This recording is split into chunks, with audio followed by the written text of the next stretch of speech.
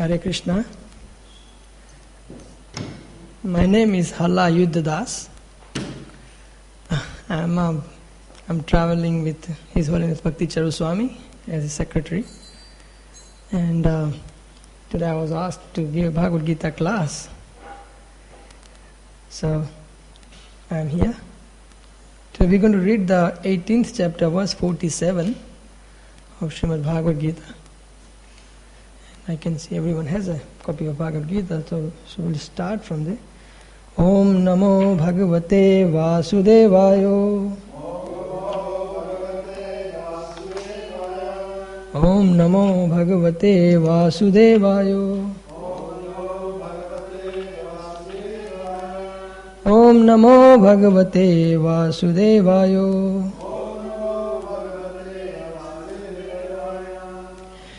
Reading from Srimad Bhagavad Gita, chapter 18, verse 47.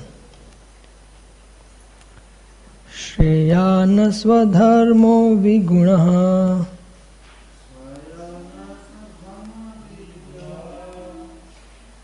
paradharmata swanusthitata svabhavaniyatam karma kurve. Okay, sorry. Svabhavaniyatam karma kurvan napnoti kilbisham shreyan swadharmo vigunaha paradharmat swanusthitata svabhavaniyatam karma kurvan napnoti kilbisham shreyan swadharmo vigunaha paradharmat swanushthitat svabhavaniyatam karma kurvan apnoti kilbisham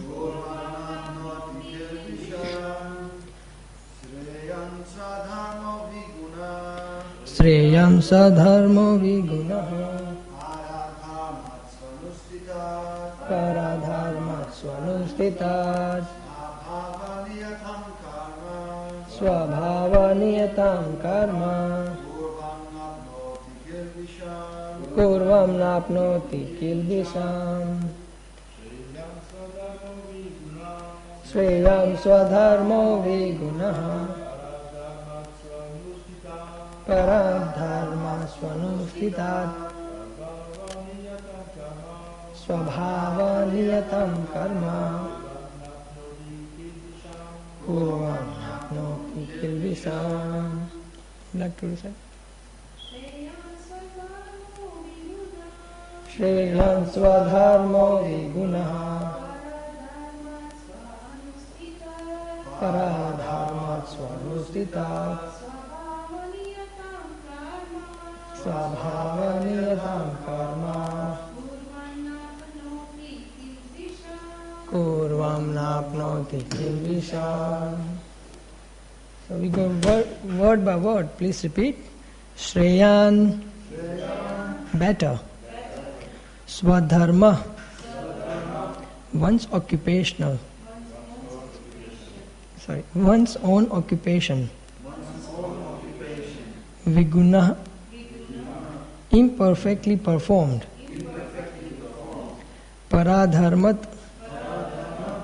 then others' occupation. Suanusthitat, perfectly done. Swabhava niyatam, prescribed according to one's nature. Karma, work. Kurvan, performing. Na, never. Apnoti, achieves. Kilbisham, sinful reactions. Translation and purport by His Divine Grace A.C. Bhaktivedanta Swami Srila Prabhupada Ki. Translation: it is better to engage in one's own occupation, even though one may perform it imperfectly, than to accept another's occupation and perform it perfectly. Duties prescribed according to one's nature and never affected by sinful reactions. Purport: one occupational duty is prescribed in Bhagavad Gita. As already discussed in previous verses, the duties of a Brahmana, Kshatriya, Vaishya and Sudra are prescribed according to their particular modes of nature. One should not imitate another's duty. A man who is by nature attracted to the kind of work done by Sudras should not artificially claim to be a Brahmana, although he may have been born into a Brahmana family. In this way, one should work according to his own nature. No work is abominable. It is performed in the service of the Supreme Lord. The occupational duty of a Brahmana is certainly in the mode of goodness. But if a person is not by nature in the mode of goodness, he should not imitate the occupational duty of a Brahmana. For a Kshatriya or administrator, there are so many abominable things. A Kshatriya has to be violent to kill his enemies. And sometimes a Kshatriya has to tell lies for the sake of diplomacy. Such violence and duplicity accompany political affairs. But a Kshatriya is not supposed to give up his occupational duty and try to perform the duties of a Brahmana. One should act to satisfy the Supreme Lord. For example, Arjuna was a Kshatriya. He was hesitating to fight the other party. But if such fighting is performed for the sake of Krishna, the Supreme Personality of Godhead, there need be no fear of degradation. In the business field also, sometimes a merchant has to tell so many lies to make a profit. If he does not do so, there can be no profit. Sometimes a merchant says, "Oh my dear customer, for you I am making no profit." But one should know that without profit the merchant cannot exist. Therefore, it should be taken as a simple lie. If a merchant says that, he is not making a profit. But the merchant should not think that because he is engaged in the occupation in which the telling of lies is compulsory, he should give up his profession and pursue the profession of a Brahmana. This is not recommended.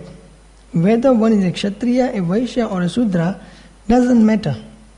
If he serves by his work the Supreme Personality of Godhead, even Brahmanas who perform different types of sacrifice sometimes must kill animals, because sometimes animals are sacrificed in such ceremonies.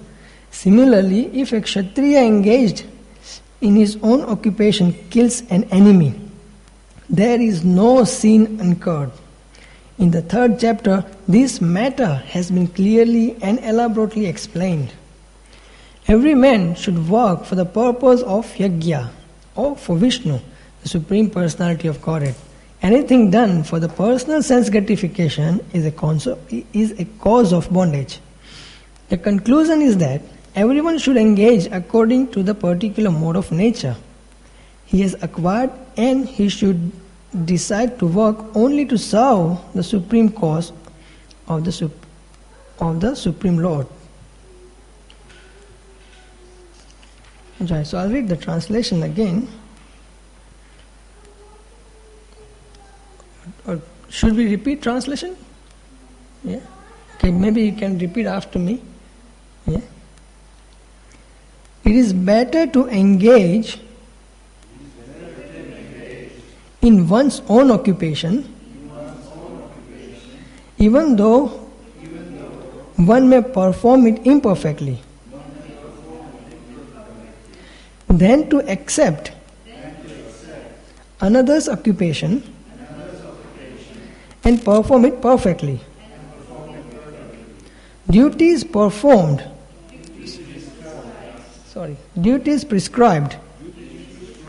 according to one's nature, are never affected by sinful reactions. Thank you. Om Jnanatimirandasya Jnananjan Salakaya Chakshurunmilitam Yena Tasmai Shri Guruve Namaha Mukam Karoti Vachalam Pangam Mangaite Giri Yat Kripatamaham Vande Shri Guru Divatarinam Jai Shri Krishna Chaitanya Prabhu Nityananda Shri Advaita Gadadhar Shri Vasadi Gaura Bhakta Vrinda Hare Krishna Krishna Krishna Hare Hare Hare Rama Rama Rama Hare Hare.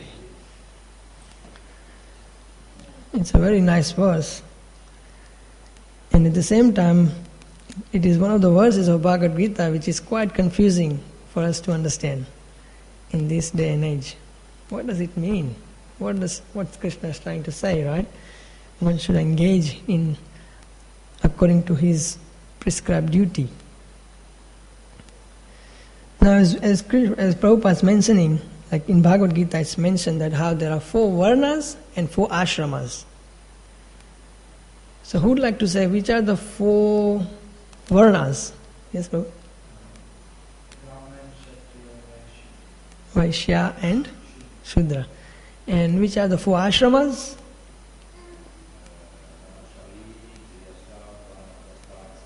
Thank you. So these are the 4 varnas and 4 ashramas. A very nice thing here to understand is that Vedic scripture, which are mentioning about these 4 varnas and 4 ashramas, the main idea is, the main point I'm trying to make is, what is the need of these 4 varnas and 4 ashramas? One can't live a normal life, right? Just go to school, get a job, have a wife, have a few kids, make money and die.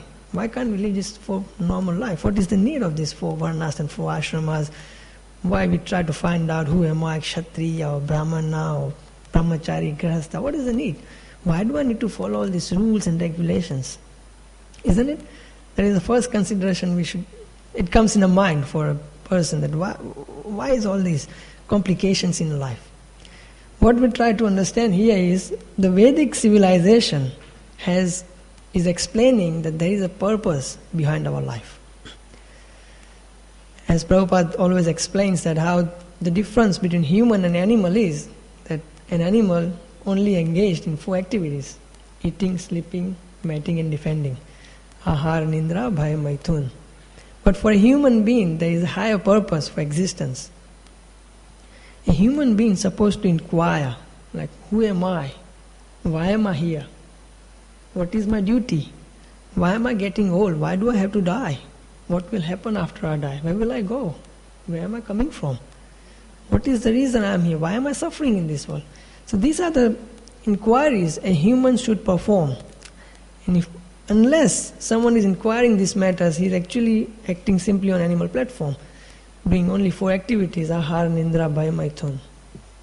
So Vedic civilization and the Vedic scriptures are actually explaining to us that how a human should understand that there is a higher purpose of a life. Right? A human should inquire that who am I?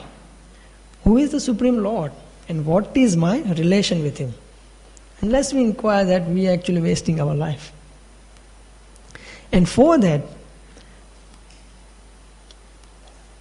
ultimately, Vedic scriptures mentions that our life, we should try to attain liberation at the end of this life. At least a human being, if nothing else, then at least try to get out of this material world. Get the liberation. Stop this suffering, stop this cycle of death and birth. Then the question comes, then how to do it? How should we act? What should be our duties? So that at the end of this life, we can escape this material world and we can go back to Krishna, or at least attain the liberation, and at least stop suffering. Right? This is the least thing what a human being should be inquire. And that is what our scriptures like Bhagavad Gita or Bhagavatam or the Vedic scriptures, they're providing this information on how to do it. And for that, we have these complications. Kshatriya and Brahmana and grahastha and sannyasi. So these are not just to make life confusing, but it teaches us that how should one act so that at the end of our life we escape this material world and we go back to Krishna. So that should be the aim of a human form of life. That let's just get out of here. That is the least thing we want to do, right? That is why it is these 4 varnas and 4 ashramas explained.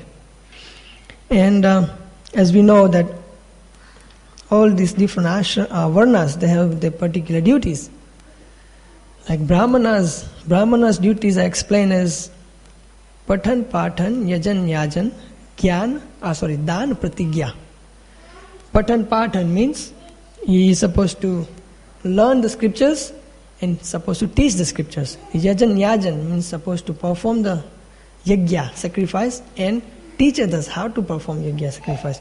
Dan, Pratigya. Dan means he is supposed to give donations and receive donations. So these are the 6 activities explained for Brahmana. Excuse me. Similarly, there are duties for Kshatriyas. And Kshatriyas are normally administrative classes.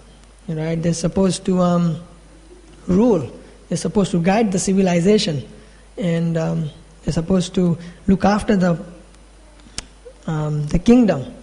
And that's the Kshatriyas. Kshatriyas are more passionate people, as mentions in the purport, that how Brahmanas are normally people in a mode of goodness. And similarly, Kshatriyas are those people in mode of passion. Right? They have a lot of passionate behavior to fight and kill. These are the normal activities. Normally, like as we know in Mahabharata, that the Pandavas, they were Kshatriyas, even though they were pure devotee of Krishna, but they were Kshatriyas, and just to learn how to kill, they used to go in the forest and kill animals. But they were doing it because that's what their duties, right? They're supposed to know how to kill. And to perform the duties properly, they had to go in a forest and kill animals. But as Prabhupada mentions in purport, that person who is engaged in his duties, he doesn't incur any sin. Right? If someone is doing any activity just for sense gratification, for his own purpose, only then he gets sinful reactions for his activity. But when we do any activity as our duty, then we don't get any sinful reactions. So these are there are some occupations explained about Kshatriyas, that how they rule and they protect the civilizations, protect the Brahmanical culture. They collect the tax from the citizens. Similarly, there are duties explained for Vaishyas. What are the duties of Vaishyas? Any ideas? Anyone like to say the duties of Vaishya? Business, yes, very nice. Any other? Business, to make business. Cow protection, very nice. Krushi, Vanijya, Goraksha. These are the 3 duties of Vaishya. Krushi means, how do I say? The farming is supposed to grow the vegetables and fruits and grains.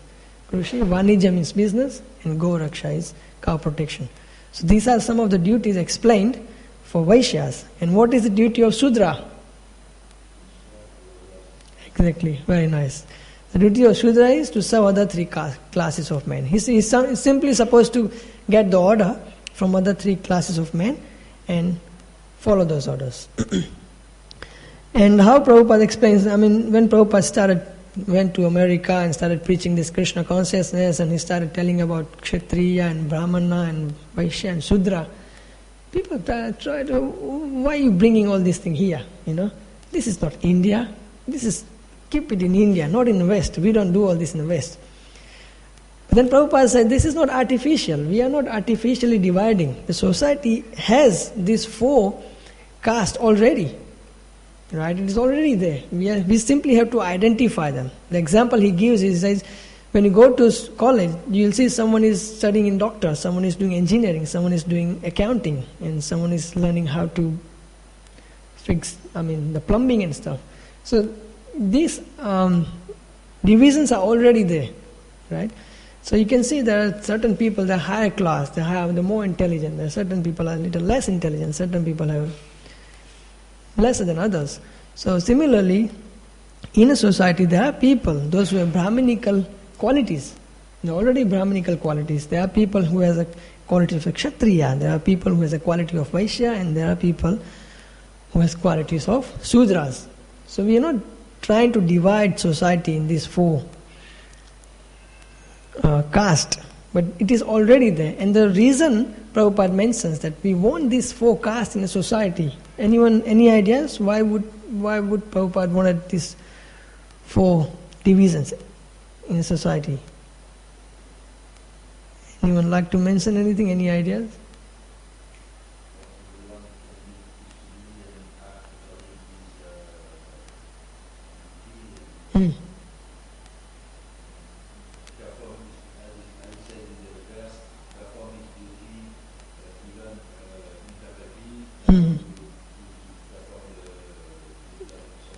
That's right, yeah. Very nice.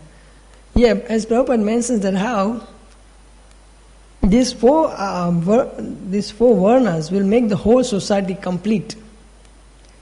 He gives an example of a body, that how in our body we have a head, we have an arm, we have a belly, and we have a leg. Right? These four ashramas or four varnas are actually just like a complete body. A Brahmana is like a head. Right? Brahmana head thinks, head understands what to do, how to do. Hand is like a Kshatriya, because Kshatriya works. So hand works hard, hand makes get things what the body needs. A Vaishya is like a stomach. Right? Vaishya produces so many things so that the society can perform nicely. And Shudra is like a feet, who works hard, because we need to work at the end of the day. Right? Only simply talk doesn't really help. So Sudras are also important people. As Prabhupada mentions that these four varnas, there is no one is right and wrong, right? There is no one is higher and lower. All of them are equally important, and we need all of them in a society for the society to work properly. For example, if you don't have any one part of the body, if you don't have a hands, we struggle.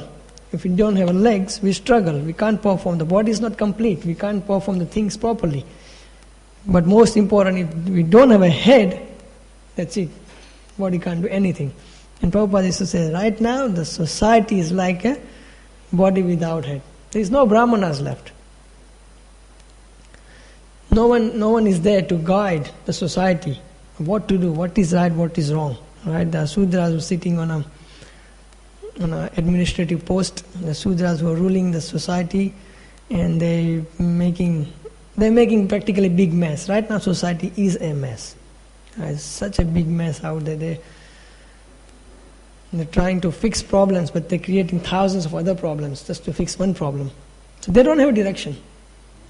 They're trying to fix one problem, but they're causing 1,000 other problems just to fix one problem.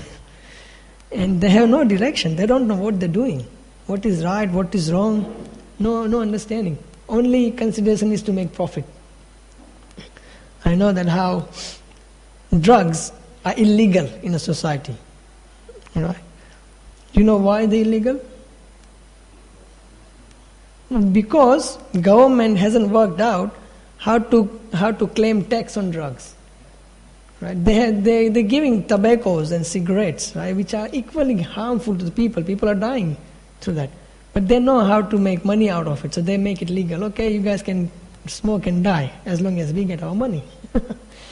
And they haven't done that. They couldn't work it out how to make drugs like marijuana and hashish and all this legal. How to claim tax on it. So they're making it illegal. If they figure it out that this is how to make money, they'll make it legal as well. So this is the government right now. They don't actually look after the civilization, right? They don't care for what is good for us, what is bad for us. They only think for themselves, right? How to make profit. And so this is what is the society right now. It's a society without any direction. But in a previous time, every king used to have a administrator, Right? King used to have a brahmana who guides him. You probably know about it. Like a king has one brahmana or maybe a team of brahmanas who discuss the subject and then guide that king what to do. King can do things. Right? King knows how to do it, but what to do? That he used to learn from the brahmanas. He used to have a team of brahmana who discuss, and then he gets the direction from the brahmanas, and then king used to perform according to brahmanas' directions. So brahmana is the most important person. He understands. Brahmana is a person in mode of goodness. Right? He understands what is right, what is wrong, and how should act. So that's how in previous time kings used to get directions from the brahmana and perform his duty, and that's how the society was working nicely. But right now, no wonder, being a Kali Yuga, it's hard to say who is Brahmana and who is Kshatriya in this Kali Yuga. Basically it says in Kali Yuga everyone is a Sudra. Right? Kali Kalam, Sudram Sambhava. Everyone is just a Sudra in Kali Yuga.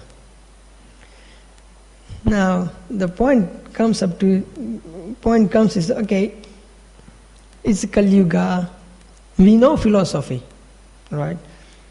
There has to be a Brahmana, there should be a Kshatriya, there should be a Vaishya and Sudra, right? We have to be either in Brahmacharya ashram or Grihastha ashram or this ashram or that ashram.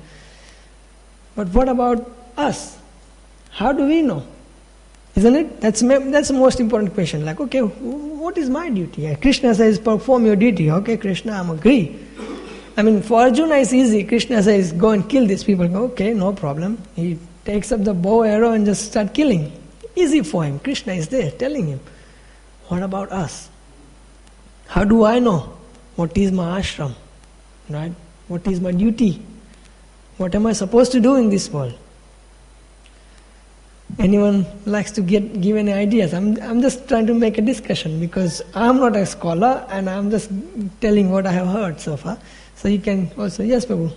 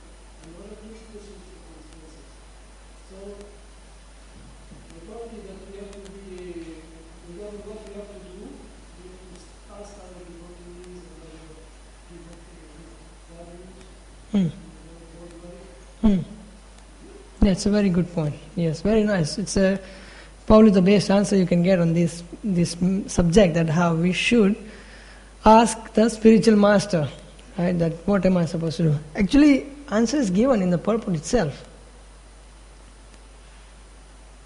Prabhupada mentioned, a man who is by nature attracted to the kind of work done by Sudras should not artificially claim to be a Brahmana. Although he may have been born into the Brahmana family. So what Prabhupada is trying to say is, a person has certain nature, And that nature he's acquiring by his association of three modes of material nature. Right? And that nature decides what is your ashrama, what is your dharma. Right? Person, he may be born in Brahmana family. I mean, this is a very common thing in India. There are Brahmanas, they claim themselves Brahmana because they're born in a Brahmana family. In India, this custom is still there. I know my mother, she used to invite.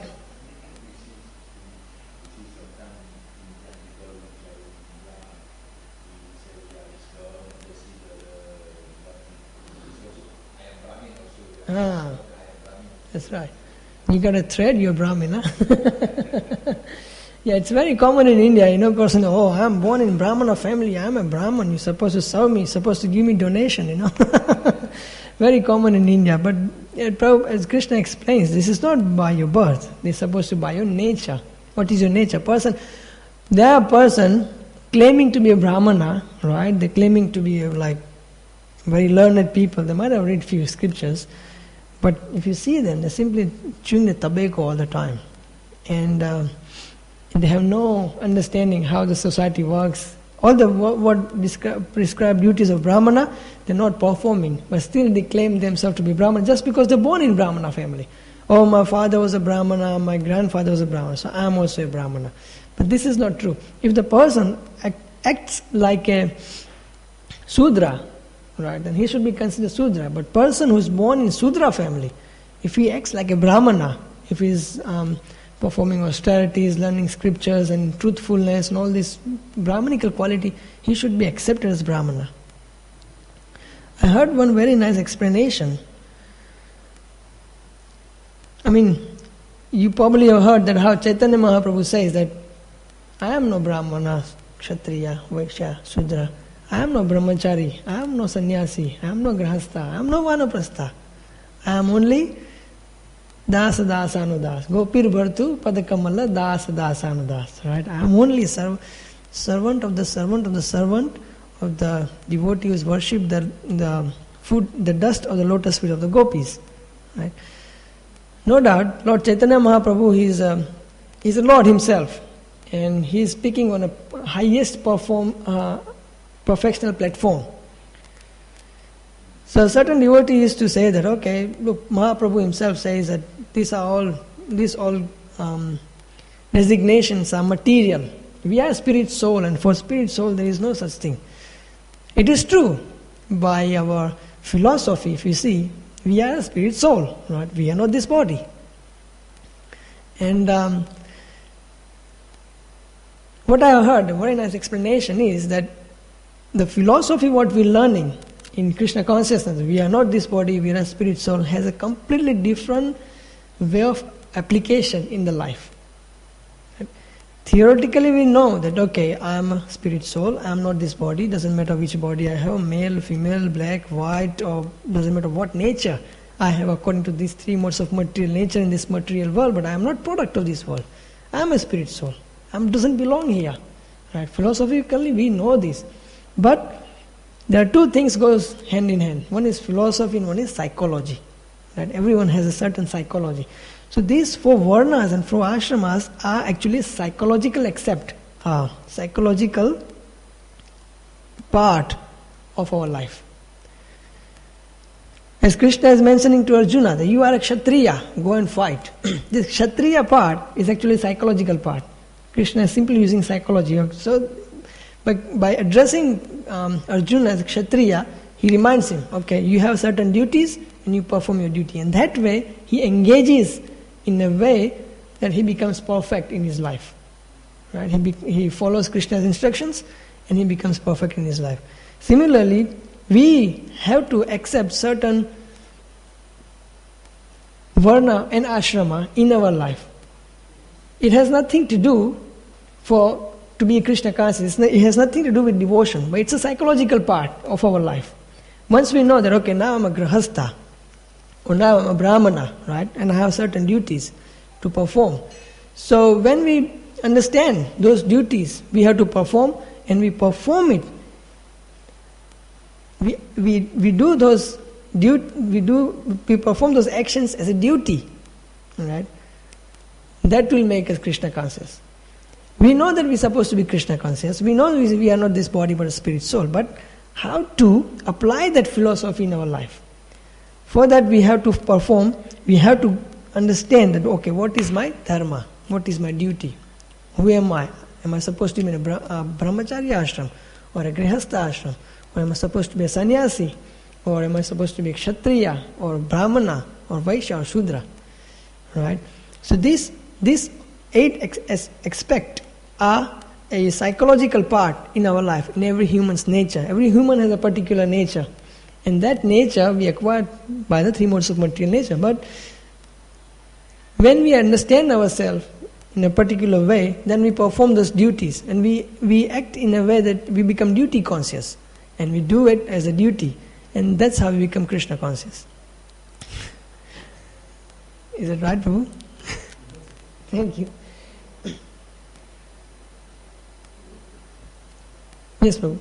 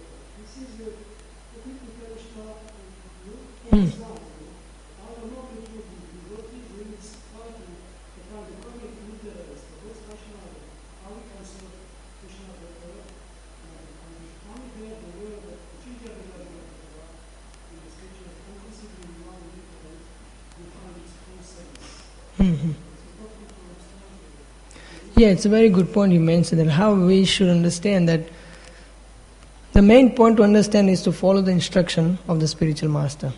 Right? If the spiritual master say you fast, then you fast. If they say you feast, then you feast. Now, if you follow the instruction of spiritual master, then there is no obligations. Right? Krishna will accept you. Other people may criticize you, but Krishna will accept you. So that's more important part. And similarly here it explains that how we should understand what is our nature, what is our duty, is simply asking spiritual master. Right? When we approach a spiritual master, we can ask our spiritual master, okay, what is my duty? How should I act? A spiritual master being experienced, realized, devotee who has a bona fide spiritual master, who has been following the instruction of his spiritual master, he knows, he has understood, he has a level of understanding, and he can guide the disciple. Some spiritual master can just see the disciple, and he simply says, okay, this is what your duty is, right? This is what you should be doing. Sometimes a disciple or a devotee being on a neophyte's platform, hard to accept those instructions from spiritual master, because he has certain different desires. You know how we are actually controlled by our desires. We have so many desires. When you probably know how someone is new in Krishna consciousness, first few years is enthusiastic, so much brahmachari mood, fanatic, whole world is in Maya, I'm a pure devotee. Later on he comes a little bit in a harmony, try to understand how things are working. So spiritual master sometimes understand that, okay, he is not on a level of understanding my instruction, right? So he won't give any instruction at that time. He only gives some instruction that he can understand or he can accept. Later on when he sees, okay, my disciple is growing, getting mature, then he gives higher instructions. Then he tells, okay, now you should do this, now you should do this. And a disciple, after some time when he is mature, he understands that, okay, spiritual master, he knows best for me. What he says is the best, and I should follow his instructions. I am a disciple, I am a blind person, I don't have vision, right? But he is my spiritual master, he has a vision, he knows, he can see the future of mine. He knows what am I supposed to act like right now for my better future. So mature disciples, he approaches spiritual master and he gets instructions from a spiritual master and follow the instruction, even though he may not like it initially. Initially it may be too hard, initially it may be too much for our mind and senses to accept or to follow. But a sincere, serious disciple can listen. My spiritual master told me this is for my good and I must do it. Just like a patient, a mature patient, he goes to doctor. Doctor may say, okay, I have to put a needle, to fix you. And the guy says, look, that's going to hurt. I know, but that's for your good, You get the needle, you'll be all right tomorrow. So a mature person will say, I know, he's a doctor, he knows what's he doing. So let him put a needle, So he gets a needle from a doctor, even though it hurts. Similarly, mature disciples understand that, okay, my spiritual master knows what is best for me. So it may hurt right now. I may not like it right now, but let me do it, right? Because I know what he's doing is best for me. And that's how we understand. Basically, in Krishna consciousness, our duty is to follow the instruction of our spiritual master. Because spiritual master can understand, okay, by your nature, this is what service you should be doing, right? And when we engage in a service according to our nature, then we relish this Krishna consciousness. Sometimes we may have some different desire in Krishna consciousness. The Krishna consciousness is a wide field, there's so many things you can do, right? There's so many different services there, so many different things you can do. But what is suitable for you, according to your nature, that needs to be understood. Sometimes devotee is not mature, and he may try to do certain things just because he has desire of doing things, but because that's not his nature, he makes mistakes, he gets frustrated, and sometimes we see devotees leave, right? Because they are not being engaged according to their nature. Mostly what we can see is right now, the devotees are getting engaged according to the necessity according to the time, place and circumstances, not according to the nature of the person. And that's kind of a mistake we're doing, because unless person is engaged according to his nature, he's not going to last there for long, right? He will get frustrated after some time. What time are you finishing? 9:15. Okay. 8:15. Oh, is it?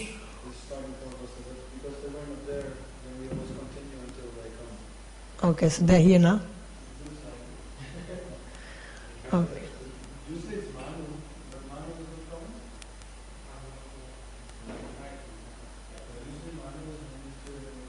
Okay.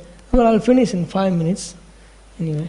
So base explanation we can understand here is, we must understand that our spiritual master knows what is best for us. We should simply take the instructions from him and know that this is my duties, and we perform that duty. Right? What do you think? It's true. Is it true? Thank you. I agree with you. Yeah. Thank you. Okay, well, I'll finish here, and if anyone have any question or comment or any more corrections, you're most welcome. Yes, Prabhu. Like, my English is very bad, so I can try to express myself. But no, I agree with you. But I think it's very difficult to surrender to a spiritual master, our proper spiritual master. And I don't know how to manage this. Sometimes it's very because sometimes the spiritual master said. You have to do something, and you cannot. You cannot.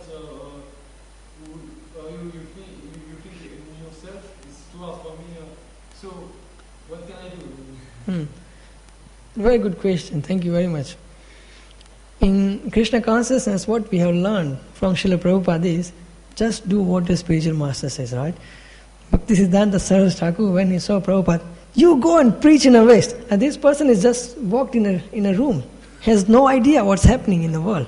You go and preach in a West. And Prabhupada was flat. What are you talking about? I got to run my pharmacy. But then Prabhupada surrendered. And that is what Prabhupada is teaching to us as well. Surrender to the order of your spiritual master, right? Okay, now I'll answer your question, how it works. Basically, spiritual master, as I was mentioning, can understand his disciple, whether he's ready to surrender to me or not. He may like, okay, I have to take initiation without a spiritual master, my spiritual life does not begin. So I have to accept a spiritual master, even though we may not be ready to surrender completely. But this aspect, normally a spiritual master understands. So normally he does not give you any instruction that freaks you out, that makes you cry, oh no, I can't do it. Normally a spiritual master initially would not give such instruction. He knows step-by-step progress of his disciple. So he will engage you according to your nature to start with, what you like to do, right? But gradually, he will make you a senior devotee, a sincere disciple, a mature disciple, and he will make you surrender. So don't worry too much, I know it's a scary thing. Surrender word itself is a very scary thing. Oh, surrender? I have to give up everything? Oh my God. I have to be a slave of someone?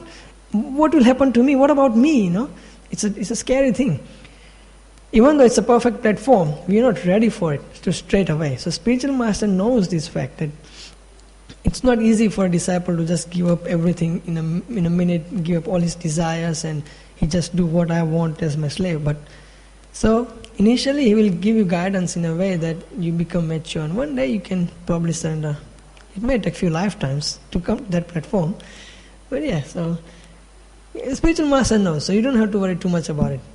You just have to have faith in the words of spirit. Sometimes, I heard in Kadambakanand Swami's lecture that sometimes it may become too hard for you, right? Spiritual master instructions, I can't do it, so tough for me. Spiritual master wants to go out, book distribution every day. Oh, it's too much for me, I can't do it. Just go and talk to your spiritual master. Because he's also a person, and he can understand.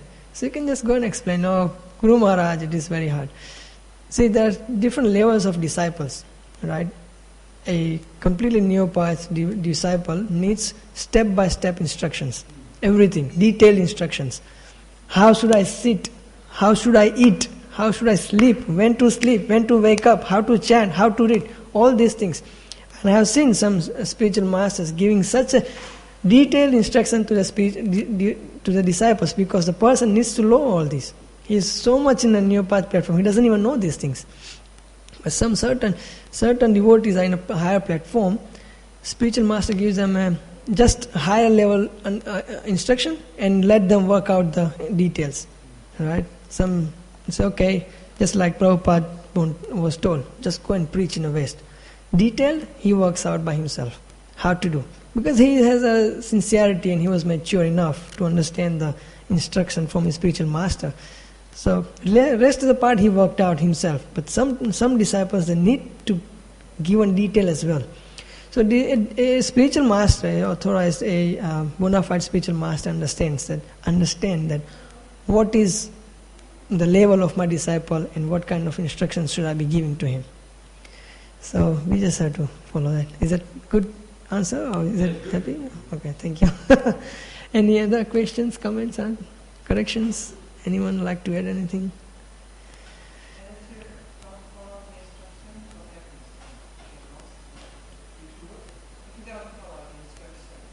Well, look, thing is, as 10 offenses, is we have to follow the instruction of a spiritual master. We have to. There is no argument about it. You can't say, oh, he can say whatever. I'm not doing it. Right? Krishna will not accept you. It's one of the offenses, and our spiritual life will be in danger. So instead of not following, just go and speak with the spiritual master. Maharaj, this is not possible for me. What can I do? Right? We can't just ignore the order of a spiritual master. That's a third offense out of 10. Yeah. So we must follow the order of spiritual master. If something you can't do it, then you can also discuss. Explain to your spiritual master your situation or whatever difficulties you're facing. And spiritual master can help you out in that. Yeah. Sometimes he doesn't give you the instruction because you can't follow. Yeah, that's why I'm saying we must discuss. If you can't follow the instruction, then you must discuss. Okay, Maharaj, this is difficult for me, what should I do? Spiritual master understands. Everyone is not a pure devotee. Yeah? We're all taking step by step, steps toward Krishna. So some devotees take longer, some devotees go faster. Sometimes, okay, even if you are not ready, for the instruction of the spiritual master, still not to get yourself to the spiritual.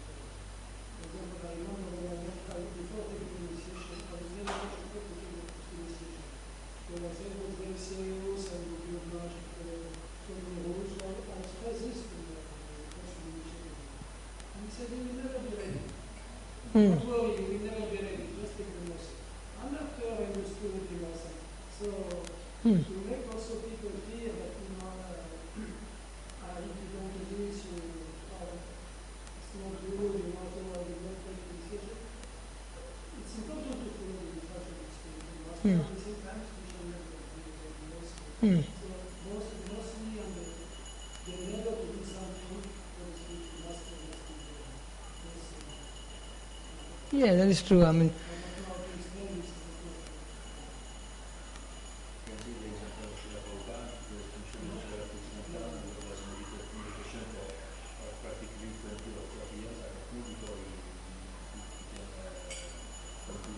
That's right, yeah. Yeah, so sometimes it may take time. Exactly. Exactly, yeah, that's right. Yeah, so instead of just giving up, we can take some time. We can try our best, at the end of the day, because that's what Krishna looks at. Try your best.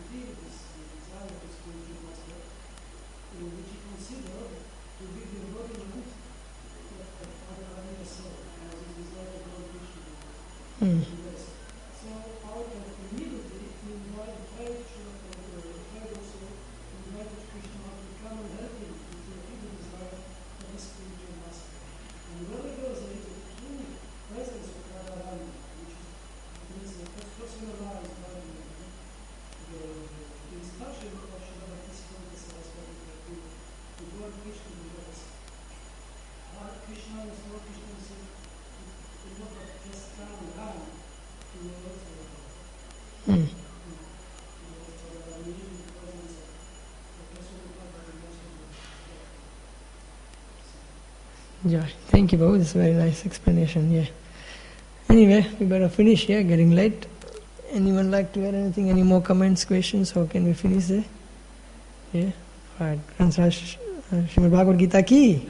शिल प्रभुपाद की बोल प्रेमानंदे हरि बोल।